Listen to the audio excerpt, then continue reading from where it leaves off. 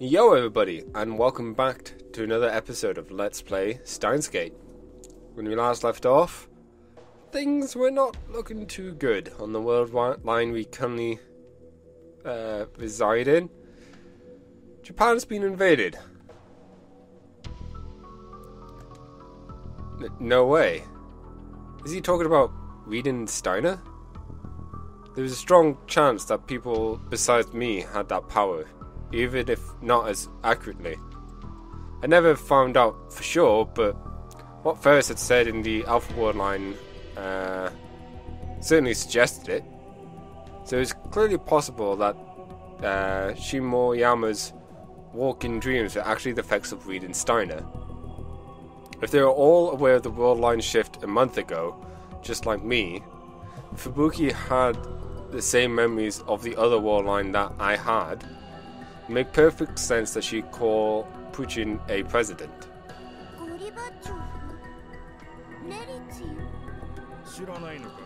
You don't know them? Didn't they teach that in world history? I only took science class in high school. I thought everyone knew about them. Do kids today not know who they are? I find it hard to believe that you're all that ignorant. I'm sure you know about those two. I'm not even going to try and pronounce them. I apologize. Yeah, I suppose so.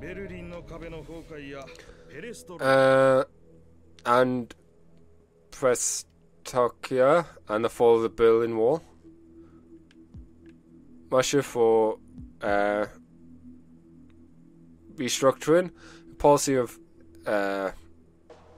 economic revolution via the institution of market-orientated economics that was implemented in 1985 by the Soviet Union. Originally, it was an attempt to reboot a stalled socialist economy, but led to the end of the Communist Party one-party dominance and the collapse of the USSR. After World War II, the capital of Germany, Berlin, was divided into two sides. The eastern side was controlled by the Soviet Union and the western by America, England, and France. Later, this is essentially the alliance. Later, Germany would split into West Germany and East Germany. The portion of Berlin in East Germany remained its capital, but West Berlin remained occupied by the Allied powers while being cut off by the rest of the West Germany, which lay approximately a 100-meter wall to the west. In 1961, East Germany built a wall around the city to respond to continuing attempts by its citizens to seek asylum in West Berlin. This was the Berlin Wall. Until its destruction in 1989, it was a symbol of the divide between East and West Germany. Additionally, West Berlin was never officially West German territory. They simply operated as a stand-in for foreign affairs and currency administration. Yeah, they were in the textbooks. The second after the words went out of my mouth, an alarm went off in my mind. Something was wrong. There was something strange about what Shimoyama was saying. And then I realized. The East and West were caught up in the middle of the World War. Caught up in the middle of a World War. How could the Berlin Wall... Wait. By the time I realized he tricked me, it was too late. My panic appeared on my face. You too, huh? And you were deliberately trying to hide it, weren't you? So the information was right after all. You knew something important. Listen, Okabe, I want you to tell me. Shimoyama suddenly laughed. It was a bitter laugh, almost eerily so. Who are these people you all keep talking about? We don't have any data of them, and neither do any of the American intelligence agencies. That data doesn't exist. Doesn't exist? I looked over at Yuki. From the look of her face, I could tell she really had no idea who they were. For the Berlin Wall, did these things really happen? Tell me, please. But I couldn't answer. I was thinking of something completely different. I suddenly realized why the world line might have changed a month ago on Christmas Eve. What if Russia used the time machine that day, an experiment to change the past? The goal of the experiment would have been to stop the collapse of the Soviet Union. And if the result of their change of the past was this world line, how foolish. A single change to the past and the butterfly effect makes the entire world so different. Part of the chaos theory that says if a butterfly flaps its wings in Berlin, a storm will occur in New York. Even a small change in stand conditions can lead to radically different results. Chaos theory states that it can be difficult to predict the outcome of a system, even if the equations describing it are extremely simple. But this does not mean, however, that these outcomes are random. It means that even a minor change in the process can cause an unexpected divergence in the results. Also, this theory does not apply to short-term predictions. Do they know how many people had died? Have you and your friends really experienced the history of a different world? I just can't believe it. It's just nonsense cooked up by some crazy scientists. He was about to push me further when we heard the sound of an incoming call on a cell phone. Shimoyama grunted and took his phone out of his pocket. This is Shimoyama? Yeah, we're on our way to the bureau. What? What do you mean? Damn it. That's the problem with these idiots. What country do they think these politicians think they're working for? Shimoyama's finger slammed down on the end call button so hard I thought the phone would break. There was a look of rage on his face. We're changing our destination. Head to Kandena Base Gate 2. American Air Force in the base in Japan. It has twice the area of Tokyo International Airport. His words were filled with irritation as he spoke to the driver. Changing destination? Who was he just talking to? As I sat there confused, Shimoyama started to call someone else. This is Shimoyama. We're changing our destination. We'll meet at Gate 2 at Kandea Base. That was all he said before he hung up. What's going on? Situation's changed. Okabe is heading to a US military base. From there, he might get to take a fun trip to a US Air Force plane He might get to take a fun trip on a US Air Force plane to America. What? America? Oh. I just realized something. We know someone who lives in America. We know a few people from America now. One of which may not be dead in this timeline. I'll ask them to make sure you get a first-class accommodations, but don't get your hopes up. They don't listen to us any more than they listen to a yapping pet dog. Why America? I don't know if it's the CIA or the NSC, but someone wants us to hand you over. The American National Security Council, an organization that works directly for the White House and advises the President on national security matters. It consists of the President, the Vice President, the security of the state, the security of the Treasury, and the security of defense.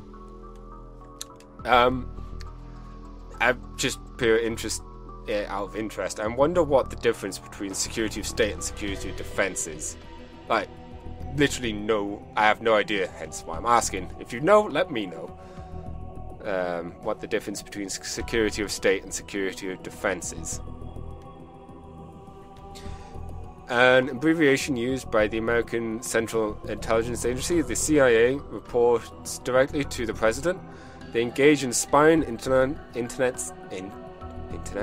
intelligence gathering, and political manipulation in foreign nations to guarantee America's security. They are said to have been involved in many major historical events. But why? Ask them yourself. And then you turned back towards the front and fell silent, refusing to answer any of my questions. The car went down the road for a while until we got off at an exit that read South Okinawa.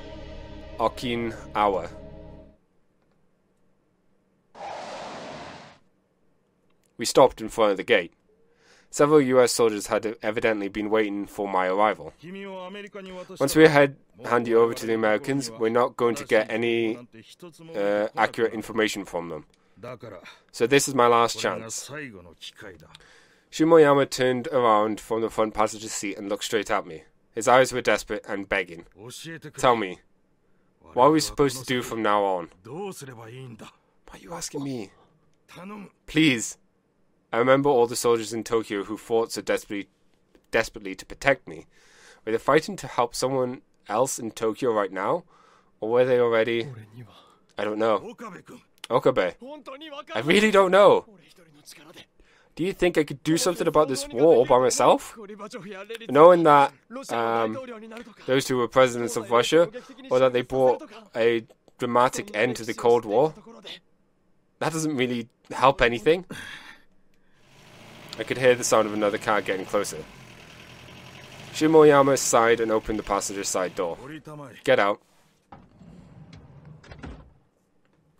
I exited the car as I was told.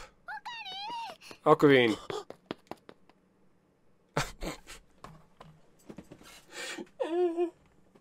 She's so adorable.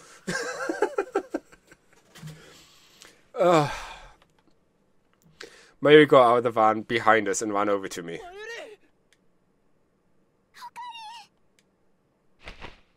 Yay! My childhood friend flung herself into my arms and I held her tight. I finally get to see you. I'm so glad you're safe. I could feel her warmth. Mayuri was here. I never gone almost a whole month without seeing her before. And this was wartime. I couldn't easily contact her like I could in the old world line. So I'd been so worried about whether or not Mayuri was okay. There was no exaggeration to say I'd survived this far just to make sure. I'd erased the entire Alpha World line to save her. No matter what happened, I wanted her to be safe. Ocarine, you hurted me. Oh, sorry. I held her too closely. I took a step back. Mayushi believed, you know? Mayushi believed she'll get to see Ocarine again. Yeah. Hooray, you're safe now. I like how even now she's keeping up the Ferris. Okay. Ferris does look cute with her hair down. Just saying. I heard two more voices I recognised. Ferris and Luca, and behind them I saw Katie. I'm glad you're all safe. Okabe, Luca.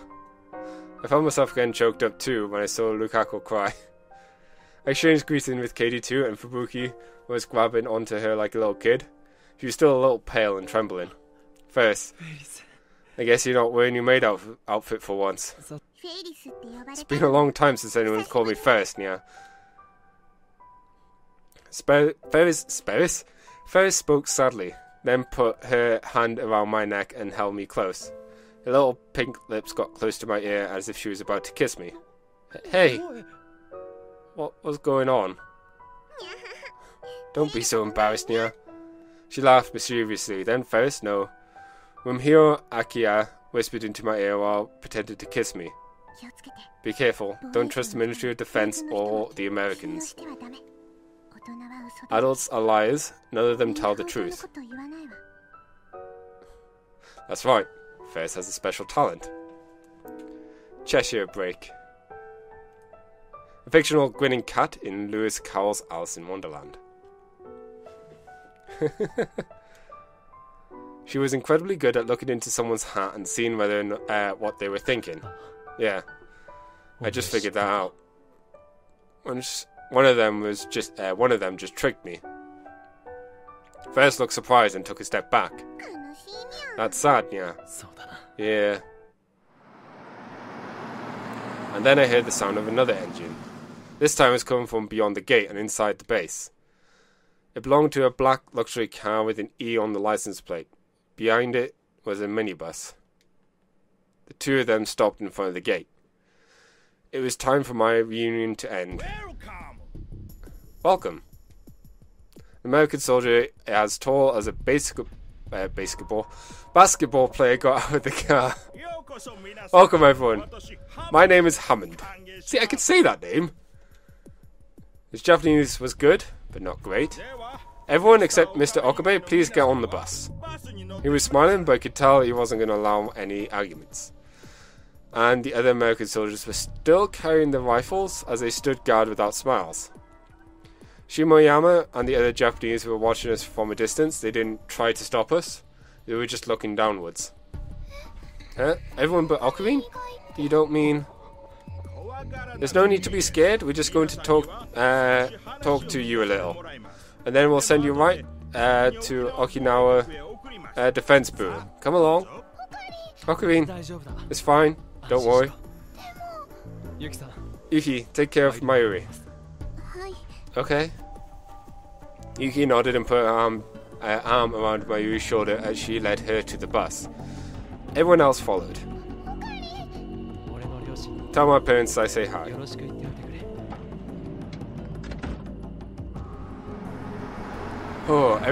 Once everyone was on, the minibus left immediately. The area in front of the gate fell silent. It was hard to believe this existed in the same world as a place I'd crossed on my escape through Japan's main island. Alright, Mr. Okabe. Come this way. He told me to get in the back seat of the black luxury car. What would happen to me once I got inside? I tried to think about it, but realized there was nothing I could do. I was about to get in the car when... Okabe, run. If you go with the Americans, you won't come back alive.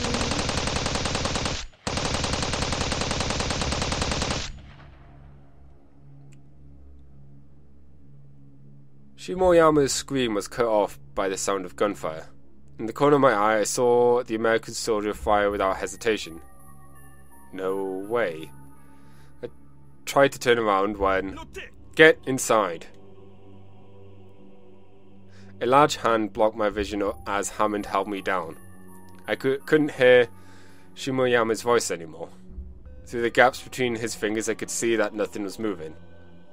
I knew exactly what that meant. I was shoved into the car before I had time to think about it. I tried to open my mouth, but Hammond looked into my eyes and shook his head. I wasn't supposed to talk, then. Hammond sat next to me, then closed the door. The car started to move. Soon, we turned down a different road than the one the minibus was taking. America, huh? I'd never been there before. What were they going to do to me there? Use me as a guinea pig? Cut open my head and dissect my brain? I probably wasn't going to be able to do any tourist things. I felt like screaming, but tried my best to stay calm. There's someone I want you to meet. Hammond suddenly spoke. Then he handed me something. I took it before I even looked at it was. When I checked, it was a normal smartphone. It's not locked. Just hit that button. Confused, I pushed the button as told. And then something appeared on the screen.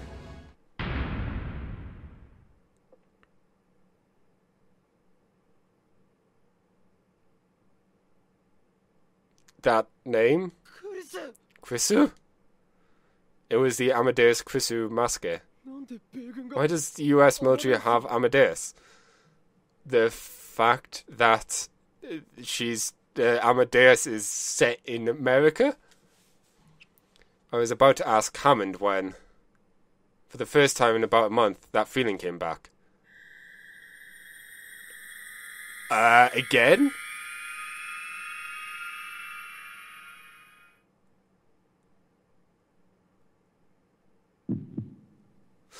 What? No! Ah! The world line and all its colours began to shift. There was a feeling of instability, like my brain was unable to recognise where it was. And then dizziness and a sense of falling, like you get when you're asthmatic. Amnesiac? I could hear the blood vessels deep within my ears, and they sound really loud. The sense of floating finally stopped, and my surroundings coincided into firm shapes. Ocarine?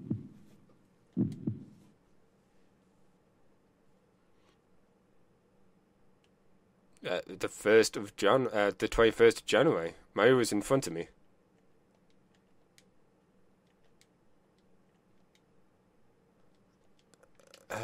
Mayu was in front of me. I was in the lab, in the room I knew so well. There was no trace of Okinawa anywhere. Mayushi's going to get a little biased if you keep staring like that. I realised that I was staring at Mayuri. Suzaha's still here. Everyone's still here. Okay. Right. No, I've not missed anyone. Good. I looked around the room. Dao was in front of the PC like always, hunched over it with his back towards me. Suzaha was reading a magazine on the couch. On the open page, I could read the title. Encephalitis strikes worldwide. Are you in danger?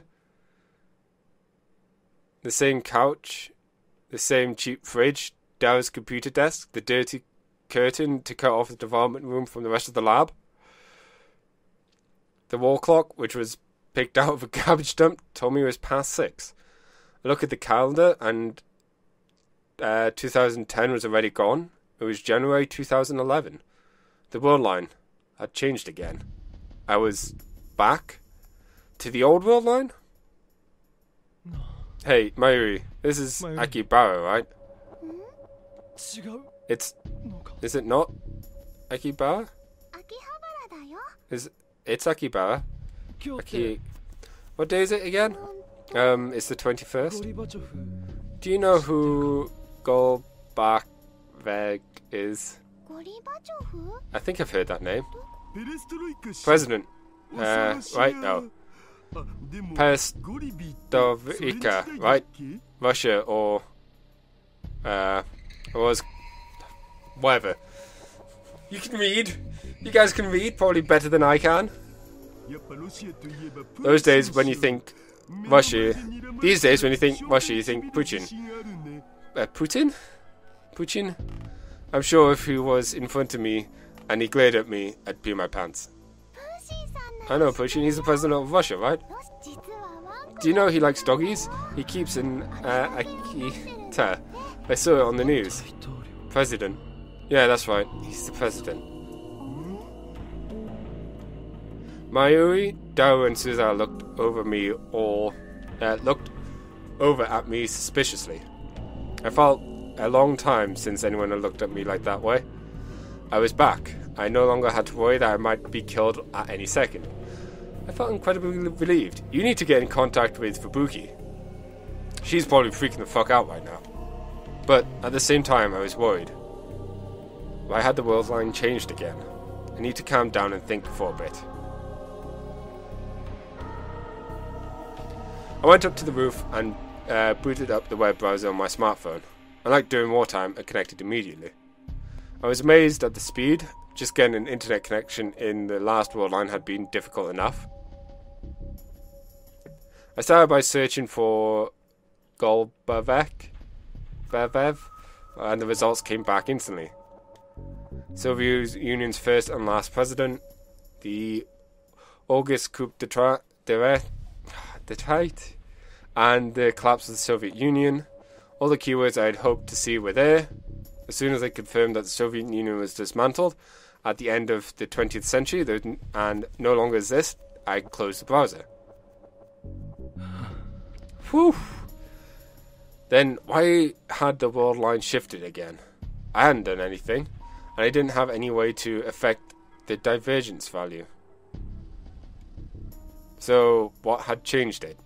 Had whoever had performed the first experiment in Russia undone it? Had they watched the progress for a month and then been satisfied? Were they going to keep doing it? And if they did, would I be caught up in it each time? It's so cold. It was a mistake to come outside without a coat on. Nothing I could come up with by myself would be any more than a guess. I went back to the lab. The wreaths we put on at the entrance for Christmas party was wreaths, whatever, we're still up. Christmas party. That Christmas party, huh? It'd only been a month, hadn't it? It felt like a million years ago. I had no memories of what I'd done on this world line after the Christmas party. Oh, come to think of it, we left the decorations up. We should take those down. You and Miss Fubuki collapsed during the party, right? So there's a big fuss, and we sort of forgot to clean up. Nasuke and I collapsed? Was that when the world line changed? Everyone remembered that I'd collapsed at the Christmas party, which means I came back to the same world line as the one I'd been in before. If this was Russia's doing, it was terrifying to think they could control the world line to that degree. And there was one more thing. It worried me that Fubuki had collapsed too. I stood there, lost in thought. Daru and Mayuri looked a little concerned. Ocarine? Oh, come to think of it, I was wondering how his Nasuke is doing. I quickly came up with an excuse. Fubuki's still in the hospital? In the hospital? Even though it's been a month? She says she's fine, but they won't let her leave. I've heard that lately. Unless you were really, really sick, they won't let you stay in the hospital for very long. Was Fubuki sick with something? They still think she's got this, I guess. Suza whispered as she held up the page of the magazine she was reading. Neuroencephalitis strikes the worldwide. Are you in danger? I borrowed the magazine. We were talking about this last November. I'd seen a glimpse of it on the news. Outside of Japan, there had been almost 100 people, albeit with mild syndromes. In Japan, there were 10 people being kept in hospitals for examinations, or so it said. So it had made its way to Japan. And one of those 10 were Fubuki then. Was it transmittable by air? We didn't catch it at the Christmas party, did we? It's reading Steiner, come on, man. I knew that getting nervous wouldn't help anything, but still, I worried. Hey, shouldn't you go to the hospital too, Ocarine? You were in worse shape than she was, you know? Yeah, I'll think about it. I gave a half-hearted answer to Mayuri and then turned back to the magazine. Strange symptoms being found all over the world. Cause unknown. Sudden memory loss. Memories differ from those of the people around you. Losing all sense of passage of time. Losing the ability to tell the difference between dream and reality, and sometimes having walking dreams. The article was filled with things like that. This is just like reading Steiner. And it matched exactly with what Shimoyama had told me in the other world line.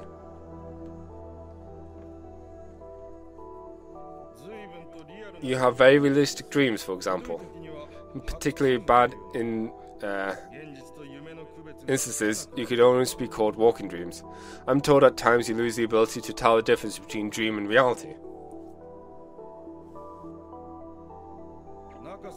There are others who say they have very similar dreams, and not just one or two.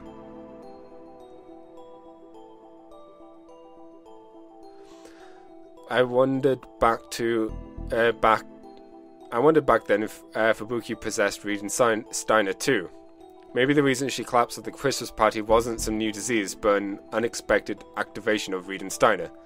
That would mean her diagnoses are wrong. The unnecessary tests and treatments they gave wouldn't help her a bit. It looked like I needed to talk to Fubuki. Oh man, so much is going on. I ended up going over that day. She was at a large general hospital with a medical student department localized in Nomzuru. It was close enough to Akibara I could walk, and getting there was easy.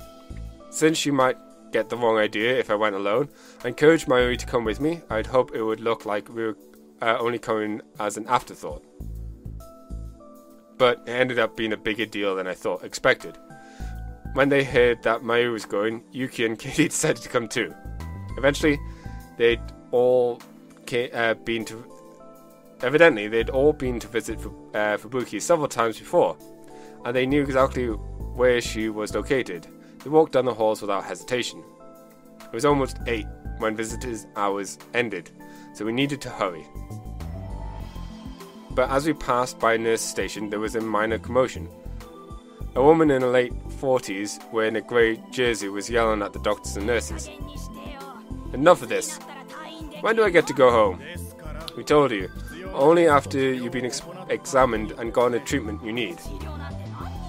You aren't giving me any kind of treatment, and what was supposed to be a quick exam ended with me stuck here for a month. What am I supposed to do about my job? Calm down, this is still a lot we don't know about this disease. Without proper examination and treatment, it's dangerous. Liar, the TV said not to worry because it wasn't that bad. I've told you before, that's only to get the appropriate treatment. That's only if you get the appropriate treatment. One of the nurses told me you were dizzy. I felt a little amatic because dinner was late. I'm just fine, let me go home. The woman was about ready to grab the doctor by the throat. Several female nurses held her back, then dragged her off to somewhere with reassuring words. That scared me. You think Fubuki's okay? The girls hurried even faster down the hallway. Fubuki was in a 4-person room at the very end of the hallway. We hesitantly peeked inside. That voice. We could hear moaning coming from beyond the curtains surrounding Fubuki's bed. Mayu went pale and hurriedly ripped them open. Fubuki? Bleh? Fubuki made a strange noise and spun around as we came in. I looked closer and saw that she was sitting on the bed with her legs crossed, watching a show on an LCD TV attached to it. Her eyes were red and swollen with tears, but given the fact that she had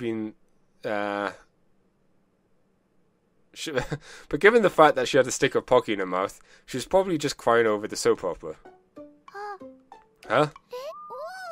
Oh, you guys came to see me? Fubuki wiped away her tears and welcomed us with her usual smile. You scared Mayushi. I thought you were crying. You really scared us. Sorry. Even as she apologized, she tossed another chocolate-coated stick into her mouth. Her hair was tied up and she was wearing some kind of headgear. At first I thought it was just that she was too lazy to do her hair, but evidently not. There were cords coming out of the headgear and they were attached to a belt on her wrist. Were they monitoring her brainwaves? As unobtrusively as possible, I took a look at the other patients around the room. They were all wearing the same headgear. They may have been giving them all to the patients. Sorry to bring everyone over, Fubuki. Not at all. You're very welcome, and I didn't think Okurin would come. Fubuki stared at me instantly. Instantly or intensely? Intently. She'd never done that before, so I started to wonder if there was something on my face. They said you collapsed like I did, so I got worried. How are you doing? Just fine. Don't really understand why they won't let me leave. Every day they just do exams and there's nothing for me to do. So I'm bored. And they're not allowed to use your phone in the rooms. If I want to send a text, I have to go all the way to the lobby. And they turn off the lights at 9, so you can't watch late night anime. I really just don't believe this. Her bed was surrounded with portable game consoles, magazines, a miniature DVD player, anything to stave off boredom. And given all the half-empty boxes of snacks, it was hard to believe the disease was as serious as they said on the news. Are you okay, Ocarine? Yeah. I told Mayuri this, but I'm fine. I see, I'm glad. She seemed truly relieved, but she was still staring at me. And suddenly Katie started to fidget. Not only that, she blushed and glanced at me and then almost started to cry. She was acting really weird. Huh? Kaede? What's wrong? Katie started to fidget even more as she realized that everyone was looking at her. But then she had no choice but to go over to whisper something in Fubuki's ear. Fubuki, shh. The other girls tried to quiet Fubuki down. This was a hospital and there were other patients in the room. We couldn't make a fuss. But listen to this, everybody. Miss Katie Kirishima has suspected me of secretly dating Ocarine. That was our turn to keep from shouting in surprise. Where are you getting that from? Because according to Mayuri, you were the one who wanted to come see Fubuki today, right? That's true. There was another reason, but I couldn't say that. And Fubuki and Ocarine were staring longingly at one another. We're not staring longingly at one another. That's not it. Fubuki tried to scratch her hair, but the headgear blocked her way and she gave up. I had this really realistic dream. Realistic dream? I was startled. That may be what I wanted to find out. It was sometime this evening. It was kind of spaced out. There was nothing to do around here. And then somehow, don't really remember, but me and Ocarina and Yuki were all taken somewhere in a car by these scary men. I was there too? Yeah.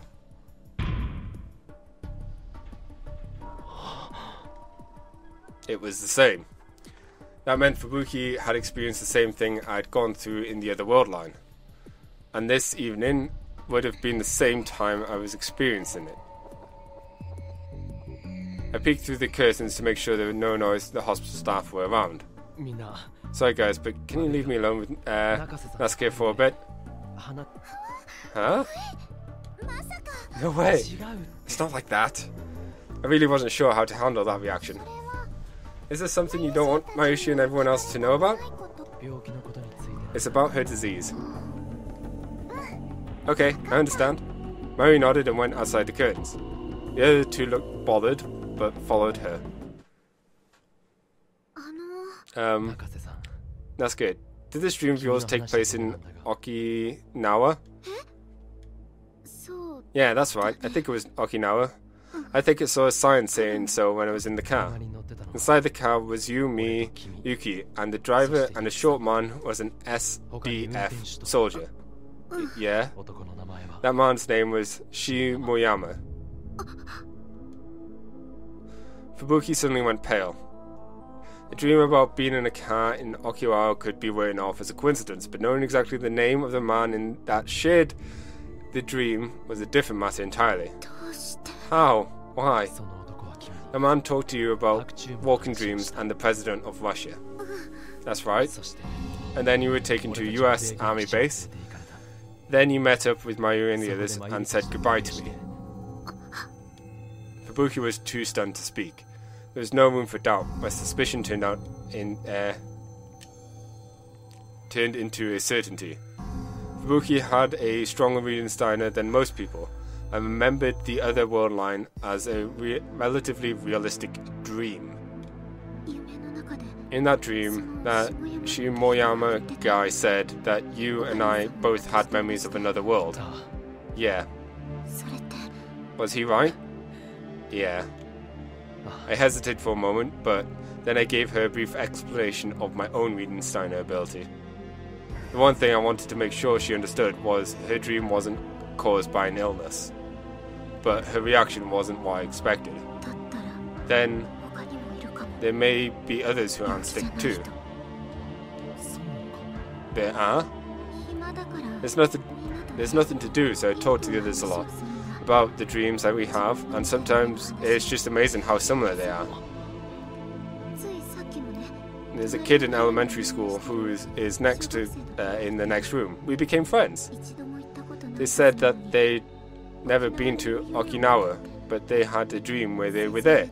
Tokyo had burned down and the self-defense forces saved them and took them there. I see. Oh no. If this was true, then it wasn't just Fubuki.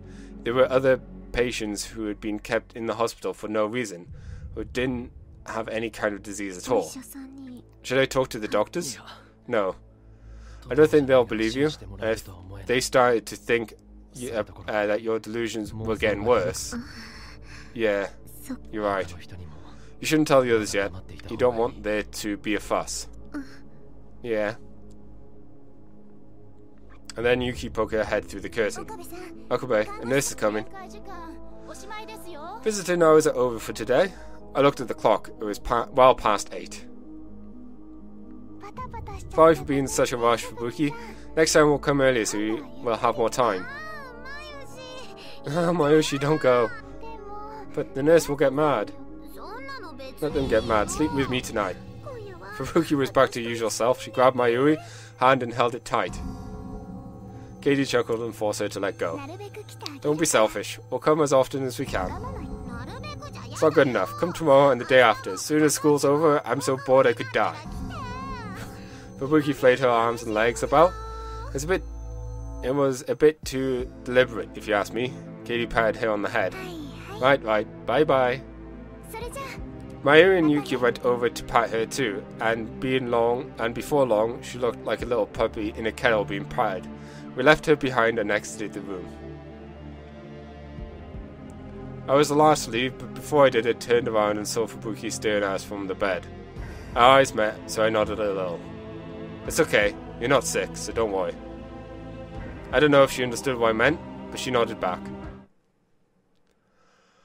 Oh. Okay, we've got a line, but we'll tackle that next episode. Oh man, what the hell is going on? Thank you all for watching, and I'll catch you in the next episode. Bye!